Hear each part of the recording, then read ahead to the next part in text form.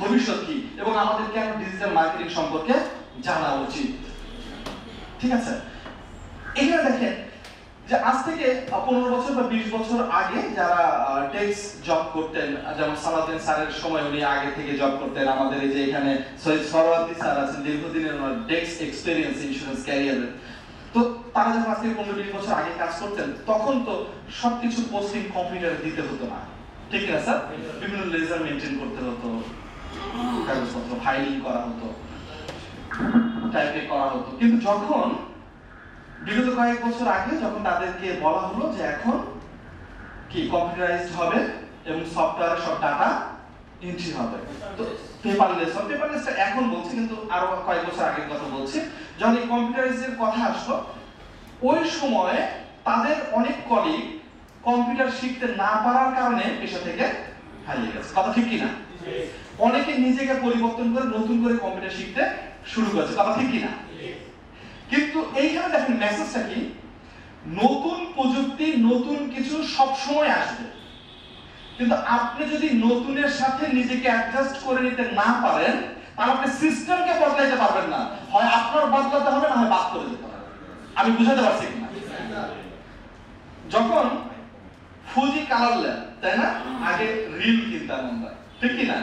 Film কিনতাম, film কিনে আমরা যে কোনো অনুষ্ঠানে ইয়ে করতাম এবং একটা ছবি তোলার আগে কয়েকবার পোজ দেয় এমনি না এমনি এমনি, তার মানে কি একটা রিল নষ্ট আমাদের দোকানে তো সামান্য কয়েকটা থাকে, 28-30টা মতো নাকি, তো সেখানে যদি নষ্ট হয়ে যায় তার মানে কি আমার টাকা তো লস। মানে পুরো অনুষ্ঠানে দেখা যাচ্ছে যে 1 রিল বা 2 রিল ছবি উঠাচ্ছে।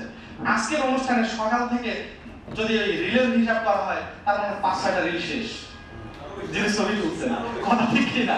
তার মানে ক্লিকের পরে ক্লিক হচ্ছে, কারণ উনিও জানে ক্লিক করলে আমার টাকা লাগবে না, আবার এও জানে যে আমার ক্লিক করলে নষ্ট হওয়ার কোনো সুযোগ নাই, বরং আমি বেশি ক্লিক করে আমি পারফেক্টটা নিয়ে নিব, বাকিগুলোকে ফেলে দেবো। কথা ঠিক কিনা?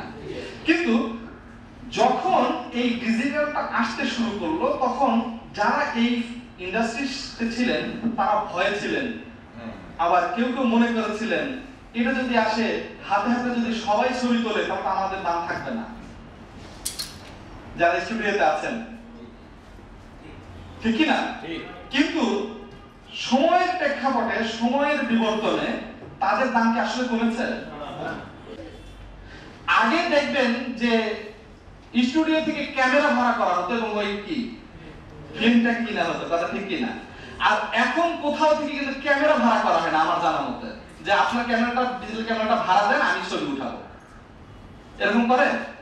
বরঞ্চ বলে যে আপনাদের মধ্যে কে প্রফেশনাল ফটোগ্রাফার আছে আমার তার নাম্বার দেন, তাকে আমার একজন ভালো যিনি ছবি তুলতে পারে তাকে পাঠান।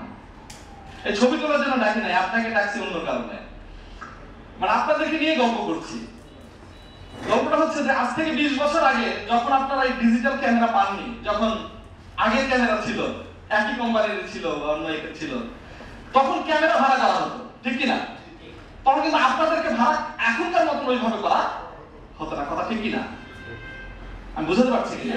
কিন্তু ডিজিটাল আসার কারণে কি হয়েছে, ক্যামেরা তো ক্যামেরার জায়গায় আছে, কিন্তু মাঝখান থেকে এদিকে আসেন আমাদের এই ভাইয়ের মতো কিছু ভাইকে কি করা হয়েছে, বেছে নেওয়া হয়েছে, তাদের প্রফেশনালি ক্যারিয়ার তৈরি হয়েছে। কথা ঠিক কিনা বলেন? তার মনে হয় একটা হাত তালি দেন। ট্রেনিং বেশি কিছু লাগে না, 2-1টা জিনিস যদি আপনি নিতে পারেন এতেই যথেষ্ট।